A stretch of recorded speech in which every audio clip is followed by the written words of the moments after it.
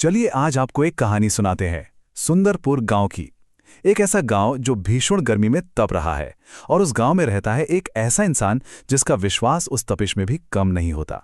तो ये सवाल बहुत बड़ा है कि जब सारी उम्मीदें जवाब दे जाएं तब कोई क्या करे। चलो इसी सवाल का जवाब ढूंढते हैं एक कहानी के जरिए। एक ऐसी कहानी जो विश्वास, अपनेपन और दरियादिली की एक खूबसूरत मिसाल है। तो बात है सुंदरपुर गांव की। सोचिए, एक ऐसा गांव जहां सूरज जैसे आग उगल रहा हो और सूखी जमीन गर्मी से तंदूर की तरह तप रही हो।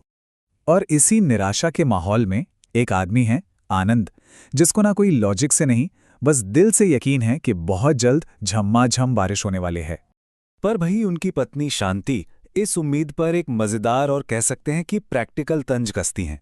वो कहती हैं कि 15 दिन से आ रही ये आवाज दिल की नहीं, लगता है दिल में कोई मेंढक टरटर कर रहा है। अब आनंद का विश्वास देखिए, वो सिर्फ सोच नहीं रहा, उसने तो अपनी इस उम्मीद को सबके सामने एक पक्के वादे में बदल दिया। उसने ऐलान कर दिया सबके सामने कि अगर अगले 2 दिन में बारिश हो गई तो पूरे मोहल्ले की दावत उसकी तरफ से। और हां, ये कोई ऐसी वैसी दावत नहीं थी। मेन्यू सुनिए जरा। गर्मा गर्म पूरियां, चटपटी आलू गोभी की सब्जी और कटोरी भर के मीठी मीठी खीर। मतलब वादा इतना लजीज था कि अब तो पूरा मोहल्ला ही बारिश के लिए प्रार्थना करने लगा। और इस ऐलान का सबसे ज्यादा असर हुआ आनंद के दोस्त काका पर।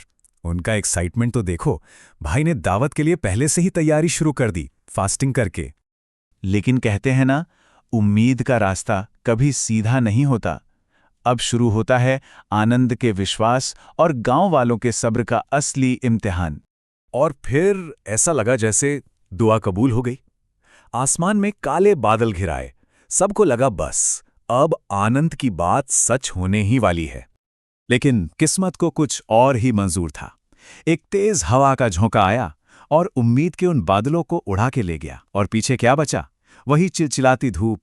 यहां एक बहुत जरूरी बात है। आनंद को इस बात का दुख नहीं था कि उसके दावत के पैसे बच गए। नहीं, उसे फिक्र तो गांव के उन किसानों की थी जिनकी उम्मीदें उस सूखी जमीन की तरह ही टूट रही थीं। और ठीक उसी वक्त जब लगा कि अब सारी उम्मीद खत्म हो चुकी है, वो पल आया जिसका सबको बेसब्री से इंतजार था। शुरुआत बड़ी धीमी थी। पहले हवा में हल्की सी ठंडक और फिर टिप टिप टिप, बारिश की वो पहली कुछ बूंदें। और फिर क्या था? देखते ही देखते आसमान टूट पड़ा। झमाझम बारिश, पूरे गांव में मानो जान आ गई हो। हर तरफ खुशी ही खुशी थी। पर इस जश्न के बीच आनंद को अपना वादा याद आया। और वादे के साथ ही खड़ा हो गया एक बहुत बड़ा सवाल कि इस दावत का इंतजाम होगा कैसे, पैसे कहां से आएंगे। और इसी सवाल का जवाब हमें आनंद और शांति के किरदार की असली गहराई दिखाता है। तो देखिए, मुश्किल ये थी कि घर में पैसे सिर्फ महीने भर के राशन के लिए थे। तो आनंद ने क्या किया? उसने वो पैसे निकाले जो वो पिछले 3 साल से जोड़ रहा था, अपनी पत्नी शांति के लिए एक सोने की चेन खरीदने के वास्ते। और यहां शांति का दिल देखिए, उन्होंने खुद वो पैसे आनंद को दिए और कहा, गले में सोना तो अगले साल भी पहन लूंगी, पर सूखी मिट्टी पर जब पहली बारिश गिरती है ना, तो उसकी सौंधी खुशबू से बड़ा कोई गहना नहीं होता। क्या बात है। अब दावत तो हो रही थी, सब खुश थे। और इसी बीच काका, जो पहले आनंद का मजाक बना रहे थे, उन तक ये बात पहुंची कि इस दावत के पीछे कितना बड़ा त्याग है। और ये सच्चाई जानने के बाद काका की आंखें नम हो गईं। उन्हें समझ आया कि असली अमीर कौन है।